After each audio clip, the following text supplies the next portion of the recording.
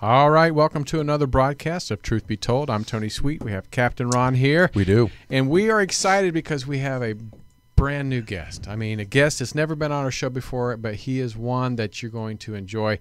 I mean, he's been on Coast to Coast. That's the pinnacle of them all. So, Yeah, but Robert Zimmerman is with us today. He's an award-winning space historian. He's written many books and some of my favorite books that and two of them that I have not read yet, but we're going to talk about them today. And one of them is called Genesis, the story of the Apollo 8. And this is, like you said earlier, that 50 years. 50 years, but not too many people talk about it. And Pioneer. And then we are going to find out more about these two books. But we're going to introduce our guest. He is the one and only, and he is all the way from the galaxies far, far away, Robert Zimmerman. Welcome to the show, Robert. How you doing, sir? Isn't that alien? Well, to some it is. Andromeda.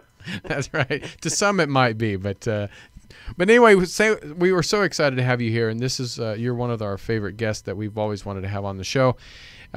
Space exploration it's really, I mean, you can't have UFOs without space and space exploration. So this is one of our topics that we talk about.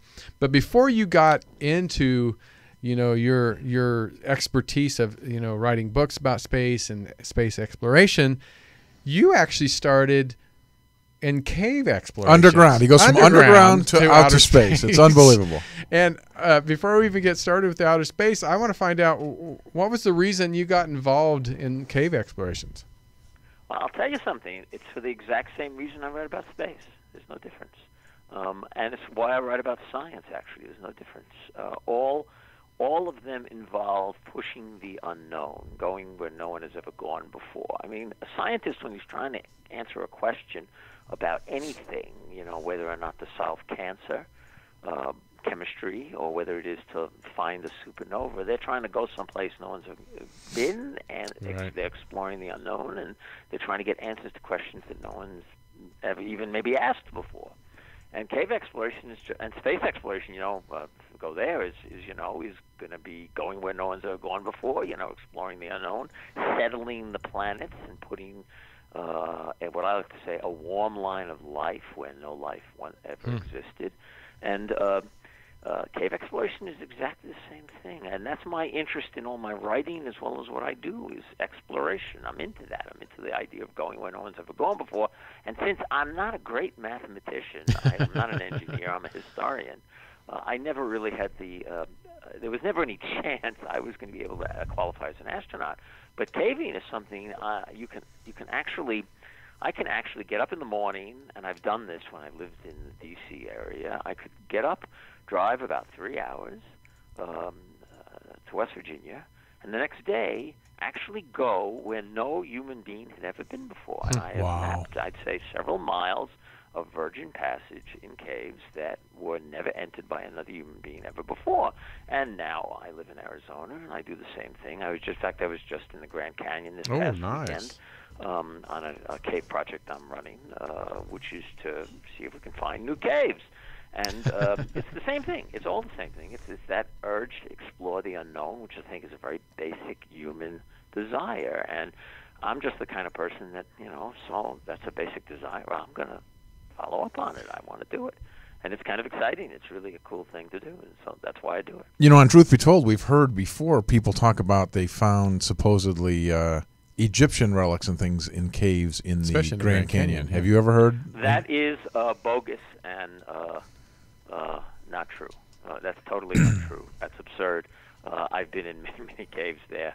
There are plenty of archaeology in those caves, and not just caves, but also on the surface. In the Southwest, it's difficult to go anywhere if you're an outdoor person and if you do a lot of it and not stumble across American Indian ruins and pictographs and petroglyphs and stick figures that they would make during the Anastasi period around 1000 A.D. when it was warmer in the Southwest and much wetter, and they were prospering. That's when all the mesas and not the mesas, the cliff dwellings were built. That was the height of their civilization in the Southwest, and it got colder and dried up, and it fell for a while. But no, there's no Egyptian ruins. I told you, Tony. I'm sorry. Ruin my fun. That's the kind of stuff that drives me up a wall. I'll bet, yeah. There is really fascinating reality in the universe that is sometimes hard to believe. And unfortunately, the media and maybe even you guys like to focus on the absurdities that aren't real when the realities are pretty amazing. No, I agree. And I gotta tell you, on the Grand Canyon mesas, it's not an easy place to get to. They used to live there, but it's still not an easy place to live. And they not only lived there, but they actually created art. Human beings created art. And this was not the Egyptian culture, which had, it was actually a literate culture. This is a Stone Age culture, Southwest. No literature, no language, no written language. Yet they were human beings, so they're very sophisticated and technological, and they adapt, and they figure out how to live. And it's pretty amazing to follow up what they actually did, instead of making up silly things that have nothing to do with reality. No, I agree. Tony and I talk about that. No Egyptians. Yeah. No, we talk about that before. Sometimes these things are interesting enough. You don't have to go to this crazy thing. It's interesting enough to think about what really is actually there, or even space exploration. You don't have to go to all these crazy delusional things. What really is going on is very exciting to us. Yeah, I mean, that's what I do on my website, Behind the Black. I mean, today I posted... about once a month or so, maybe every 3 weeks, I post what I call a Mars rover update. And what I do is I'm following the rovers, where they're going, what they're doing, what they're finding, what their status is. Curiosity's climbing a mountain. It's amazing. This is 100 million miles away. It's a robot that we are controlling. It's got lasers, so it's zapping the ground. This isn't, think about War of the Worlds. We're doing it to the Martians. And it's climbing a mountain. I mean, that's pretty cool stuff. That's great. Opportunity in the last 2 weeks tried to climb uphill on the rim of Enderva crater, and the ground was too soft, and it slid back down. And they're trying to figure out a route they can get back go uphill again so they can get to some interesting geology. I much rather talk about the reality. It's really cool stuff. So anyway, so I'm into the unknown, but I'm into finding out the real unknown, and because the real unknown is sometimes quite surprising and hard to believe when you find it. And that's why we started Truth Be Told, because truth be told that there's so many myths and just made up stories that we like to hear from people like yourself that are there that we don't have the opportunity to go out in the field and do our own research, so we rely on people like yourself to give the knowledge to us so we can pass it on to our listeners.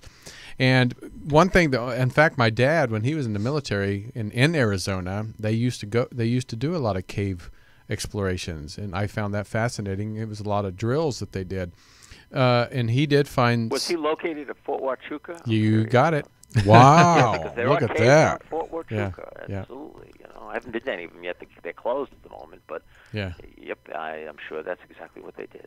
They're cool caves too. In his explorations, like I said, I think he found a old Spanish sword.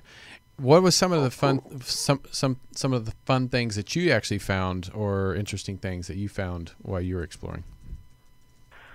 Well, it's all a matter of one of the things I do is I actually map caves. I organize groups where we actually will do we map and survey the caves, because you sometimes can't really figure out what's there, and it's really difficult to figure out how to find new passage without a good map. And the map, because it's very complicated, and you can't really have a sense of direction on the ground, and you really don't know how one passage might relate to another in terms of altitude, elevation relative to each other. When you're in the cave, it's like spaghetti on the ground, and you can't see it. So you have to do a map. So we do that, and that produces something which you can then look at and say, oh, and it not only will tell you something about the geology and allow you to find the maybe unknown places, but in the case, it sometimes will tell you some of the history. You can find out who and where and what was explored first by others that were there before you. I've had some adventures underground where, like, I was in my early, like in the 90s, I was actually on a recreational trip in a cave called McPhail's, upstate New York, It's actually owned by the National Cave Organization, National Speleological Society.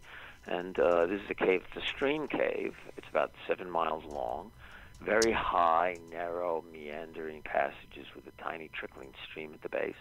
And we're on our way out. We're about 2,000 feet from the entrance, which is like a 70-foot vertical drop you got to rappel into. Wow. You got a very small waterfall. Normally you do this in a wetsuit. We're on our way back, and the water level suddenly rise about 6 feet in 15 minutes. And so we have a major flood going on. We can't walk up the passage in this trickling stream. We've got to literally climb up the walls and stem, or what you could call straddle the two walls, Right. and work our way out. We had to wait about 8 hours for the water to drop before we could finally get out of that cave. And that was an interesting experience. I mean, you know, I'm giving you a very thumbnail description of what it's like to be trapped in a cave when it floods. Right. But, you know, this is the kind of stuff you do. It makes life interesting and adds a little tingle to when you get good stuff happening.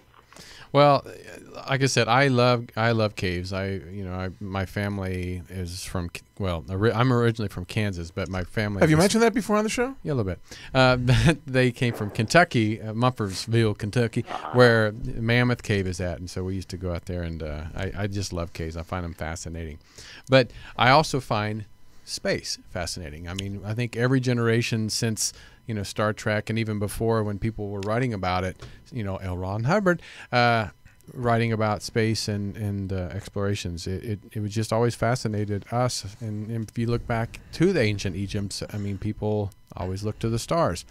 So the fascination is there. It's never going away. And my first question for you when it comes to space explorations is, do you think NASA is still relevant because more private enterprises are getting into the game of space explorations, and so what is left for NASA to do? I know they as little as possible. I mean, the less they're involved, the happier I am. When I wrote, you mentioned my book Genesis, the story of Apollo 8. When I wrote that back in 1998, in my conclusion, I said that the way we're going to get into space and really settle the solar system is with freedom and private enterprise. It's going to be private companies competing to make money to put people and products up in space and fulfill needs of people who either want to go to space or want to put a product up in space to do research or to provide services here on Earth. And I said, that's how it's going to happen. We're not getting anything done with the government. We never have. And well, that was 1998, and in the last 2 decades, 3 decades, too many years, we've seen that slowly unfold. It's beginning to happen. We're in a transition period in the last decade when George Bush Jr. decided to cancel the shuttle. He and Congress, in their infinite wisdom, which is not much, and I'm being very complimentary when I say that, decided we're going to abandon the shuttle, but we won't have a manned capability to replace it for at least 5 years after that. Well, in the interim, Elon Musk and SpaceX came along and said, you know what, there's money to be made by producing a cheap rocket, and I can actually provide cargo to ISS cheaper than NASA can do it, and much quicker. And he proceeded to do that. And he's not the only one. Orbital ATK is doing the same thing, providing cargo to ISS. And you got now at least 2 companies going to provide manned services to NASA. And NASA's not doing anything but paying for the service. They're not designing these products. They're not building them. They're just buying them. And the result is actually getting them for a tenth of the amount of money in about a third the time. That's shocking. I wrote a policy paper for a think tank in D.C. last year, a year and a half ago, about comparing NASA's space launch system, which is supposed to send us to Mars. That's a big lie from NASA. Comparing it to SpaceX and what they're accomplishing. And SpaceX has launched its Falcon Heavy, which is a heavy lift rocket. It cost them $500 million to develop it in about 7 years, which sounds like a lot of money, but none of it was government money. It was their own. It came out of capital investment, out of the company's own profits and its own investment capital. So 7 years, $500 million to develop a heavy lift rocket that is right now the most powerful rocket that exists. Absolutely most powerful. Well, George Bush proposed in 2004 that NASA build a new heavy lift rocket like the Saturn V. It's become the SLS, Space Launch System. That's 2004. That rocket is still not finished. They now anticipate its first complete launch, its final launch in its final configuration with its first manned crew sometime around 2023. That means just about 2 decades, 20 years, to launch one single manned capsule, and the cost by the time it launches will be about $50 billion. Wow, $50 billion? Half a billion versus 100 expensive single mission. At that time, the Falcon probably have launched several dozen times and been profitable to SpaceX. Wow. And NASA can buy the services for they charge only if you buy a completely new Falcon Heavy, no reused stages, you got to pay $150 million. Well, I don't know. Maybe you got to calculate it there. How many times does $150 million go into $50 billion? Think about how many missions you can fly with the Falcon Heavy before you've even come close to spending what NASA has for the Space Launch System. The Space Launch System is basically pork. It's basically a jobs program that Congress has. They don't really care if they ever build anything or launch it. They just basically want to distribute money to the districts so they can say, oh boy, we're doing something. But meanwhile, private enterprise is making things actually happen. Wow. And so when you ask me what can NASA runly do, NASA does some really good things when it does planetary research right now. And they have done that well because they've made it competitive among the science community, and they do demand that things not cost an ungodly amount of money and actually launch on time. Right. But even there, give it time, private enterprise can do it better, freedom can do it better, competition can do it better, and that's where I think we'll go down the road. I keep a track on Behind the Black of who's leading the. It's like the home run derbies of the past in baseball. Who's in the lead? And every time there's a launch, I update that launch standings. And it's really interesting that even though China and the United States are right now tied for the most launches this year, of the top 4 entities with launches, the United States has 2 different companies that actually are in matching China and Russia right now. We have companies, multiple companies doing things, while other nations can merely just simply be a national program. And that's because we believe in competition and freedom and private enterprise. And that really puts blood into the system and makes it run. Did the private sector, were they always able to travel to outer space? Because I didn't even realize that the government would allow a private sector to even travel outside. That's a really good question. That is a good question because it's historical. There's a historical background behind this. Remember, rockets are missiles. Right. So in Exactly. the 60s, this is really getting to the heart. I talk a little bit about this in Genesis, the story of Apollo 8, because that's essentially a history of the 60s space race. And in the 60s, we basically were in a Cold War with the Soviet Union, and there was the threat of nuclear war, and missiles were key to that. And so when you were building rockets that could put satellites into orbit, the government wanted firm control over that. So most rockets that were built prior to this century, prior to let's say mid-'80s, were basically government rockets. They would hire private companies to make different components of them, or maybe a majority of the components, but they were basically owned either by the Air Force or NASA. And so they weren't privately owned. There was some private enterprise involved. When communication satellites started to go up, then private companies started to be the launch services. But since they were government designed, they were not particularly efficient or inexpensive. Right. It's only in this century with Elon Musk that the idea of producing rockets independently owned by private companies for the purposes of competing and making it efficient has finally come to the forefront. Now, the interesting thing historically about this, guys, is that we got into the Cold War and the race to go to the moon.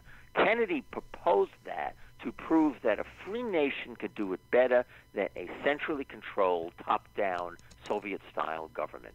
And we proved that could happen, but in the process, and this is one of the main historical results of the Apollo program, the result was that we literally taught a whole generation of Americans that what we really should do is have a government program. Centrally controlled, top-down, Soviet-style system. And that's what our space program has basically been since the 1960s, which is why we haven't gotten much done. Exactly. The Soviet Union, it doesn't work that way. We, as a nation, culturally, are much better off, and I think everyone worldwide is much better off if you allow freedom and competition to determine things and get the government out of the business. And so after the 60s, where most of everything was built by private companies for NASA, after the 60s, NASA kind of took control over it, and we had what we called a space program. We got to have a space program. Well, I despise the term. I don't want a program. I like chaos.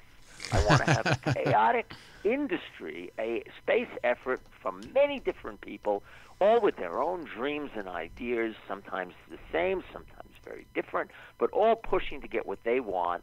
And the result is a lot more gets done. I don't want a program. A program, by definition, is tyrannical, totalitarian, and opposed to the idea of freedom. And it just offends me. And I didn't even begin to realize this until I wrote Genesis Story of Apollo 8 and my next book, Leaving Earth, when I started to realize how the U.S., influenced by its own space and that government program, had almost become like the Soviet Union in the last half of the 20th century. Are we surprised? I think not.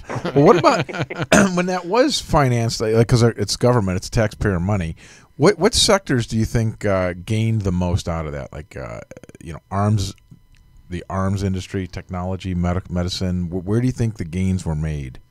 The gains were made everywhere. There's no doubt about that. I mean, space required innovation. So even when it was a government program, it created new technology which is infused throughout our whole society. I mean, for those of us who are old enough or are really into old science fiction, who've seen the old Star Trek, the original Star Trek episodes, you remember they go into the medical.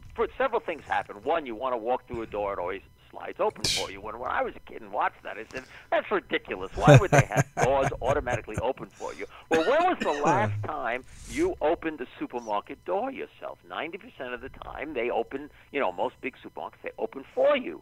That's actually technology. The infrared sensors for that were actually technology developed for the space program, for things on the shuttle. Similarly with LEDs. So the LEDs were developed because they needed a small, lightweight, very efficient light source to do plant experiments on the shuttle.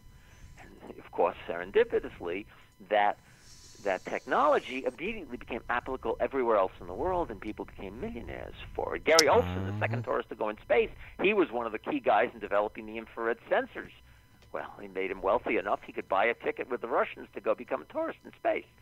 So, yes, every sector has benefited, but I will tell you that we didn't benefit as much as we could have because it was governmental controlled. And so for the 50 years after the space program, we basically were like the fearful ancient mariners who were afraid to flood or to sail out into the ocean because there be dragons and they might fall off the edge. We've been hugging the coast, going around and around and around and around. And it's only now, with innovation being pushed by private enterprise, that we really do have a chance to finally go back beyond the Earth, like Apollo 8 did. Go to another world. Perfect. You brought up Apollo 8. That's just what I was going to think next. Is that we're coming up on the 50th anniversary of Apollo 8. Tony and I said this right before the air. If you ask somebody on the street, "Hey, what was that Apollo mission, the important one or the big one?" Everybody knows Apollo 11. Nobody knows that there were 10 before that, and they certainly don't even know what 8 did. But why don't you tell us what 8 did that was so remarkable, which I think is the real big leap forward, right? When I was in the 60s, I was a teenager, and I was really into watching the space program, as anyone who was a young person then would be, just like today. And I undeniably noticed that it was the Apollo 8 mission that historically, culturally shook the nation. It was the important mission. It had the impact. It was not the Apollo 11 mission. That just kind of like put the exclamation point on what Apollo 8 did. Apollo 8 was the first mission of human beings to leave Earth orbit and go to another world. They orbited 3 astronauts, Frank Borman, Bill Anders, and Jim Lovell of Apollo 13, by the way. They orbited They left Earth, orbited the moon for 1 day, 20 orbits, and then came back safely. Wow. And they were the first to leave the world. What was really amazing about their mission, too, is they did it Christmas week in December of 1968, and they had a telecast. They were one of the first missions to have a video camera, the second one, actually. And the Apollo program introduced that on their mission. So this was the second Apollo manned mission. And they had a camera, and they did telecasts from on the way out, 2 telecasts on the way out, 2 on the way back, and then 2 while they were in orbit around the moon, and one of them was done Christmas Eve, 1968, during prime time. And prior to the mission, the head of public relations at NASA, Julian Scheer, said to Frank Borman, the commander, you know that you're probably going to have more people listening to you than anyone has ever listened to a telecast ever. This is going to be a big press conference. You better think of something to say. And Frank Borman, who was a jet pilot, and these were test pilots, all 3 of them, or they were not. These were not. They're very smart men, but literary-wise, this kind of thing was a little bit. This is not quite the kind of thing they focused on. They were engineering-minded. So Frank Borman asks the press release guy, this is in 1968, and this will tell you once again how culturally the United States has become like the Soviet Union in the interim years, because in 68, freedom was the watchword. And so Frank Borman asks Julian Scheer, the press guy, well, can you give me an idea of something to say? And Julian Scheer said very bluntly, and this is a quote, "It is not my place to put words in your mouth. You think of something." That's what the press guy said in 68. And so Frank Borman and the 2 astronauts, the astronauts, had to try to figure out what to do. And I tell that story in Genesis' story of Apollo 8, because what they ended up doing is they ended up reading the first 12 verses from the Bible, Old Testament, from Genesis. Yeah, they're just floating around there. You can't say one giant leap. There's nothing to go to, right? I mean, that's no, and you have to think of something. This is a profound moment in the history of the world, and you got to come up with something. This was what they were thinking. We've got to come up with something that will express goodwill to as many people as possible and capture the majesty of the moment. And the story behind how they picked those words is really fascinating. I'm not going to get into that. Hey, you've got to buy the book. But it definitely captured the right moment, and they did it like Americans. They really were trying to. They picked language that basically is accepted by the 3 biggest religions in the world, so they would exclude as few people as possible, and they were trying to capture the majesty of that moment. I will emphasize something about the Apollo 8 mission that also will give you a sense of how things have changed with NASA, for example. Before the launch happened, Frank Borman's wife, Susan Borman, was very anxious. She really did not believe that her husband was going to come back alive. And Frank Borman was concerned about this.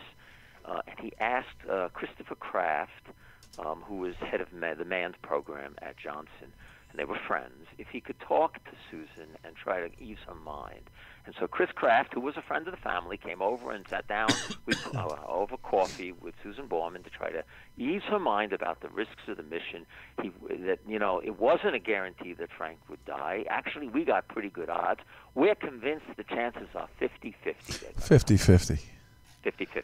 They launched that mission thinking they had a 50-50 chance of success, and they thought those were good odds, but they thought they were willing to do it. The families, the husbands, the wives, the astronauts, their wives, all committed to this because they thought this was an important thing that has to happen, and they thought, well, 50-50 is a pretty good chance. I disagree with that. I wouldn't do that. No I way would in have hell. been. Thank you very much. But as Valerie Anders, Bill Anders says that his wife was the real hero because they were a young couple. They didn't have a lot of money. Astronauts were basically upper middle class in terms of their salaries in those days. We're talking about $25,000, $30,000, which today would be closer to $100,000 in modern dollars, but that's still upper middle class. It's not super wealthy. Right. They had 5 children under the age of 11, and if he died, Anders, she would be really in a bad way. And he asked her permission if he could go, and she said, "Of course. This is what you've been working for. This is important for the nation." Good for her. It's absolutely important. And all the wives did tell me something interesting. They're all military wives, and they all said, look, yeah, it's 50-50 chance, but this is sure safer being an astronaut than being a Vietnam pilot in Vietnam at that time. So they had a very different outlook on the situation. And it was, they considered important. We have to win the race to the moon to prove that freedom is the better way to do it. That was their thinking. Hear, hear. Hey, Robert, we're going to have to stop right there real quick. We're going to take a break. Yep. We'll be right back on Truth Be Told. This is a message from Get the Tea, which is our new sponsor, which we absolutely love. We love it. So feel better, be happy. It's getthetea.com. So be right back right after this message. Hey, this is Tony from Truth Be Told. Captain Ron and I want to tell you about a new product that is sponsoring our show called getthetea.com, home of Life Change Tea. We've been using this product for over a month now, and we've seen a change in the way we feel. More energy, starting to lose weight. As someone that works out on a regular basis, I didn't know if this tea was really going to help me, but I have to say, I was surprised. Feeling great with more energy, and I have lost a few pounds in over a few weeks. So Captain Ron and I endorse this product, and we hope that you go to getthetea.com and pick up the Super Tea. Life Change Tea is a unique blend of all natural ingredients used with great results for several years. They take great pride in selling all organic U.S. manufactured product. It's a special blend which aids in maintaining great digestion, boosting your immune system, and may help cleanse your body from unwanted intruders. So stay healthy, stay happy by going to getthetea.com. Tell them that Truth Be Told sent you. Circular-shaped, unidentified objects that have been reported. 3 shiny objects in the sky attracted my attention. The unidentified object moved slowly down the Pacific coast and disappeared.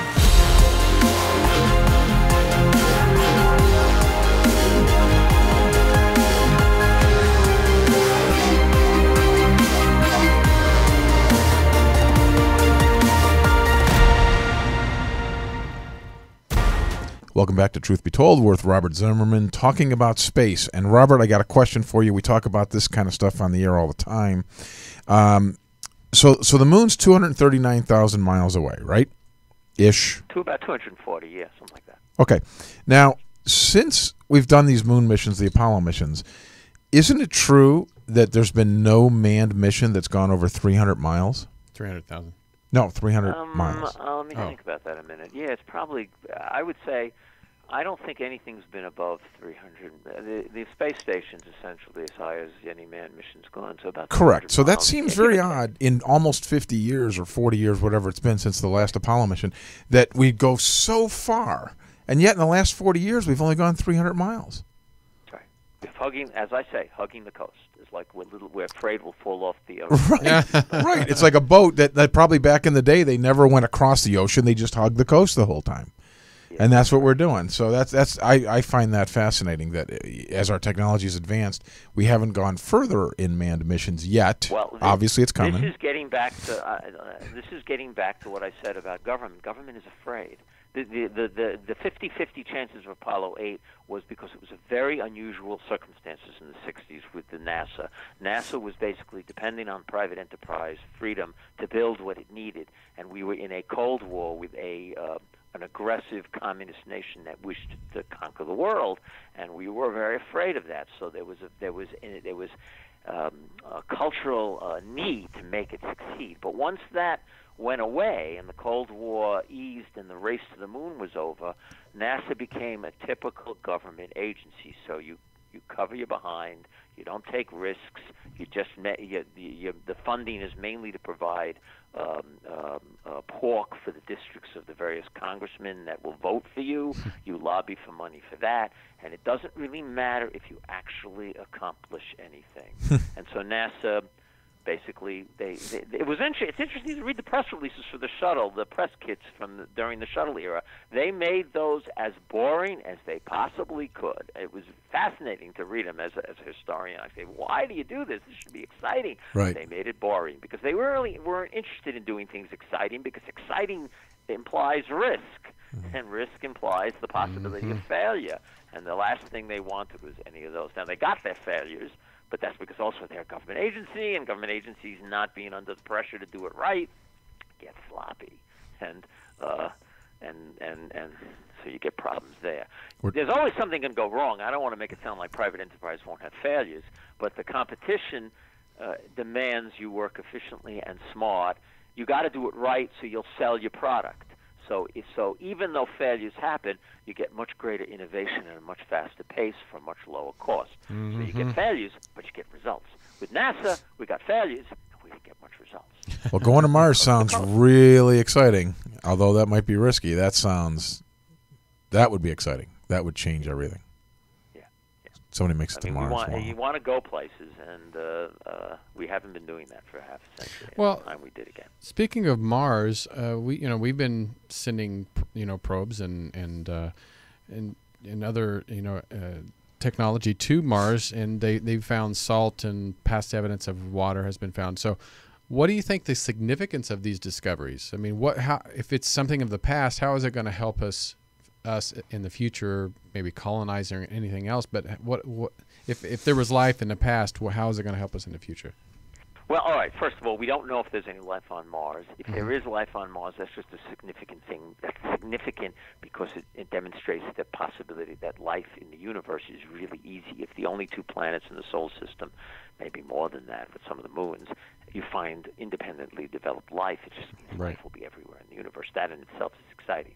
But put aside that for a minute. Let's assume that Mars has no life and it never has, because we have no direct evidence of that. But it has a lot of ingredients that we as humans can possibly use if we want to settle Mars.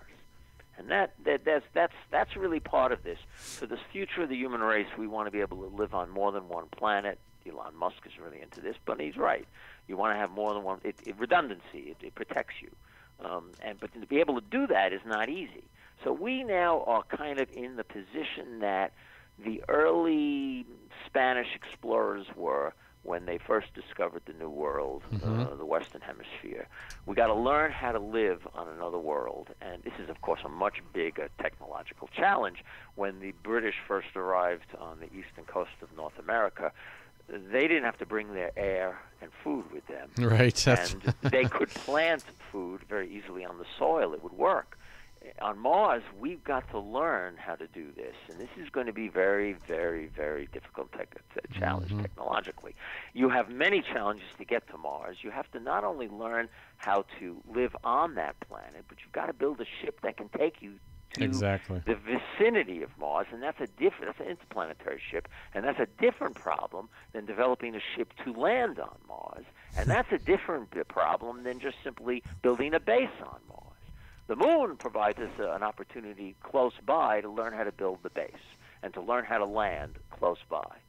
But to learn how to travel to another planet like Mars, we're going to have to build different kinds of long-term interplanetary spaceships that we don't have right now. The space stations are kind of like your prototypes of interplanetary spaceships, but you've got to build them with that thought in mind. The Russians, when they built their Salyut stations through the 70s and 80s, and then followed it with their Mir station in the 90s, and the Chinese with their Tiangong stations that they're building, they just lost their first prototype, and the one they're going to build in the next few years, they've been thinking that these space stations are nothing more than prototype interplanetary ships. They're learning how to make them closed systems. They're learning how to make them maintainable and repairable by the crews on board, because you have to be able to do that if you're in orbit around Mars. You can't ask for mission control to fix things for you. You can't expect a supply ship to come up routinely to bring you supplies. Routinely. We developed ISS with none of that in mind. So it's controlled from the ground. It was built with the shuttle in mind, which meant you had easy access to lots of material often with shuttle launches. And, of course, that's not how a interplanetary ship is going to function. And so we learn a lot of the engineering and medical issues that you need to know to be able to go travel to another world, but we have not optimized how to build that interplanetary ship with our space station. And the Russians recognize this. They've been very unhappy with the partnership with the United States in that context, because they know they can't get the kind of research done that they were doing on Mir that would help them build a interplanetary ship. Not to mention the one-way aspect of this trip going to Mars. Yeah, more than likely. Oh, no, it's not going to be one way. Well, I thought that's what they're talking. Is that nonsense? No, I mean, first of all, the early explorers are going to have trouble being self-sufficient no matter what we do, and so they are going to be dependent on supplies from the Earth for at least a good amount of time. That's why you need the ships. That's why you need the ability to transfer between Earth and Mars robustly, and we don't have that knowledge yet. We're just beginning to learn it. But it won't be one way. I mean, Elon Musk talks about that, but let's be realistic here. When the time comes and we're finally going, it's going to be because we know how to do it reasonably well, and we'll be able to at least come back. The goal will be to get to a point where you don't have to come back, but that ain't going to happen right off the bat. It's going to take some time to do it. The quote I made in my one of my other books, Leaving Earth. This is a book about post-Apollo manned flight, and it's about space stations and why they are interplanetary ships. And I quote Wernher von Braun. He wrote a book back in the 1950s called The Mars Project, where he outlined what he thought was necessary to send people to Mars. And at the time, he said in the mid-50s, it will be at least a century before we get to Mars. And here we are, a little over half a century later, and I think his timeline is right on the money. I thought it was then, and I think it is now, and it still is. Well, I think sometime in the next 30, 40 years, we will finally have developed that technology to get to Mars with people. The one question I wanted to ask you while we have you here, Tony and I have both been fascinated by the Voyager mission. I mean, that thing was only supposed to be like 5 years. And we just recently were reading about how they still were following it, and it was still doing all this. That's incredible. This was NASA at its best in the late 60s, early 70s. And their planetary stuff, once again, they generally do good work.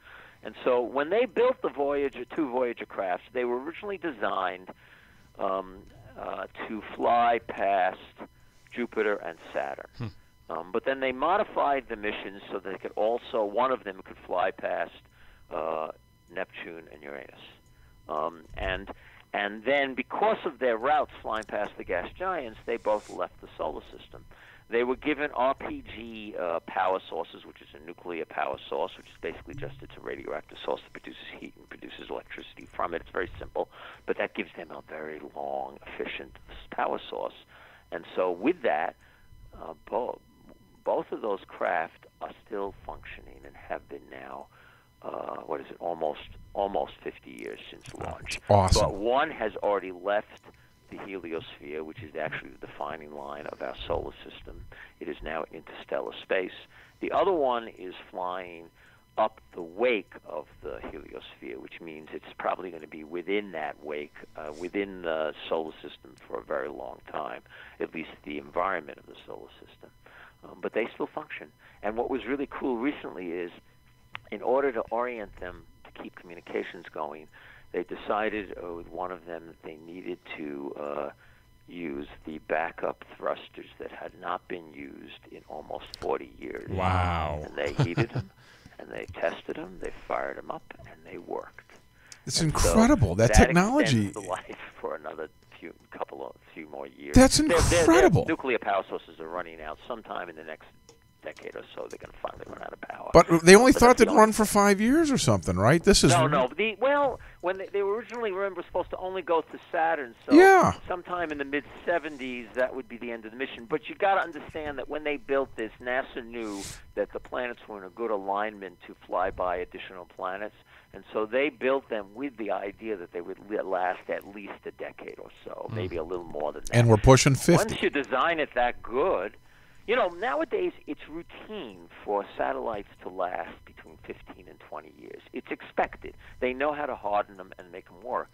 And when these space probes were built in the late 70s, that technology was just maturing. So you could call them the first generation of the modern satellite that can routinely last decades. I'm amazed we can still talk to those things. They're so far. Yeah, it's crazy. It's still going. I love it. We're almost out of time, but I want to talk about the two books again that you wrote, Genesis, the story of Apollo 8, and Pioneer. And where can people find your books and find out more about you? Sure. They can go to my website, behindtheblack.com. I post a lot every day about space and other things, not just space and science, but also a little bit of politics and technology. I can't shut up, so I'm going to write what I want to write. There's links. Both books are available on Amazon and Barnes & Noble and all the ebook vendors, but you can also get them on my website, which of course gives me a little more money. I get a bigger cut if they buy it from my website. Yes. Pioneer is an interesting story. That science fiction book. That's a book I actually wrote in the '80s when I thought I'd be a fiction writer, and at the time I couldn't get a publisher or an agent, and so it didn't get published. I put it aside, and I hadn't read it in about 35 years. And about last summer, I decided to pull it out of the filing cabinet and say, I'm not sure I remember this. Start reading it, and I say to my wife, "My God, this is good." And relevant. It's still relevant. It's still a good story. Yeah. Who wrote this? I didn't write it. That's a different person. I said, this is good. This has got to get published. So I put it out there. And what's really interesting about it, I wrote it in the 80s. It's not dated in any significant manner because what I did in the 80s was try to, in my mind, and this is from my historian perspective, try to anticipate what will really be happening 200 years in the future. And so now it's 165 years in the future, but it's still pretty close. And so I don't need an editor. I don't need an agent or a publisher anymore. There's ebooks. I put it out myself, and it's doing very well. I'm very happy, and it's a really good book, and it's really great. It's an alien contact story. First Contact. It's the original Contact, right? Yeah, First Contact. First Contact. The opening of the book is they discover the half-buried body of an astronaut who disappeared 40 years before they discover his body on Mars, but he disappeared 40 years before on an asteroid beyond Jupiter. How did he get to Mars and die there? And they find evidence of an alien life there, and the story is trying to answer that question. I smell a movie, Tony. I think it's a movie. I think it is. Well, we thank you, Robert Zimmerman, for joining us. We loved having you on the show. We hope you come back and visit us. My pleasure. People go to his website, beyondtheblack.com. Buy the books there. Behindtheblack.com. Yeah, give him a little bit bigger cut by buying it on his website. That's the right way to do it. That's right. Behindtheblack.com. All right, sir. Well, thank you so much, and come back and see us soon. My pleasure. Anytime, guys. You got it. Thank you, Robert. All right, everybody. It's time for us to say goodbye. We want to stick around for our next show here in about 10 minutes. But we'll be here. Meanwhile, Tony and I are going to go to get the tea and get some tea. We're going to get the tea, and we're also going to go to Contact in the Desert in June. Coming up. Hope you guys will come out and see us there. Until next time, I'm Tony Sweet. Captain Ron. All right. See you then.